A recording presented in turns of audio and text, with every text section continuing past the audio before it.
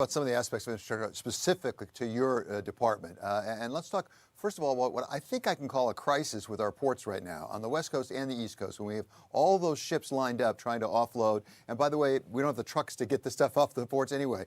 What can you do about that problem?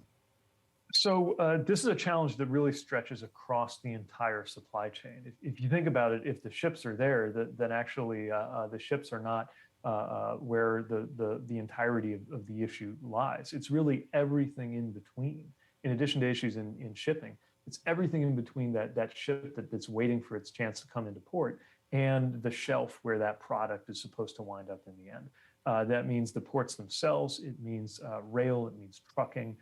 It means everything in the movement of those goods. And we do believe there's a role for the federal government to play to help smooth out some of these supply chain issues. It's largely a private sector system.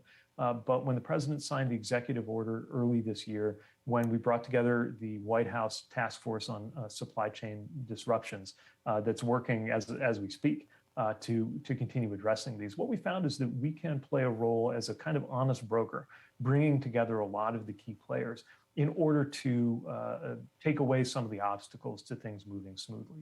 For example, the ports of LA and Long Beach recently announced an expansion in access and their hours. That's one thing that can reduce the bottlenecks. We are funding, of course, as a department, a lot of work on the rails, on the roads, and supporting trucking, which is also a big issue. We've got some real challenges on the labor side with the turnover of truck drivers that can make it harder to get goods to where they need to go. So yes, it's complex. Yes, it's global. Yes, it's largely private sector. But we know that there is a lot that we can do in this administration. And that's exactly what the White House has been challenging my department and other departments to step up and do.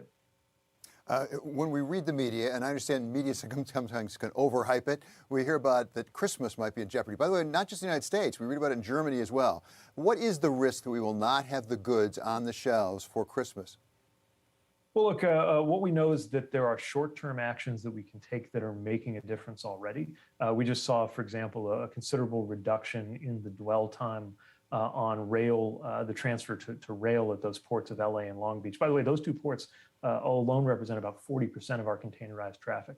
Some of this is a bigger picture, longer term issue that's going to take years and years to address.